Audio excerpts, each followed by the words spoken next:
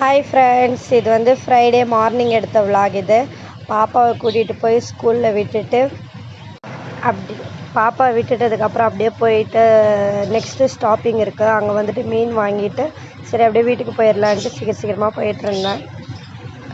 அதுக்கப்புறம் இன்றைக்கி என்னென்னா, இன்றைக்கி மீன் குழம்பு ரெசிபி போடலான்னு இருந்தேன். சரி நான் செய்கிற ஸ்டைலில் மீன் குழம்பு செஞ்சு ரெசிபி போடலான்ட்டு. ஆனால் என்னோடய டைமு இன்றைக்கி கரண்ட்டே ஷட்டவுனு, எதுவுமே என்னால் வீடியோ எடுக்கவே முடியல. அதனால் நெக்ஸ்ட்டு டைம் வீடியோ போடும்போது கண்டிப்பாக நான் வந்து ரெசிபி ஷேர் பண்ணுறேன் உங்களோட.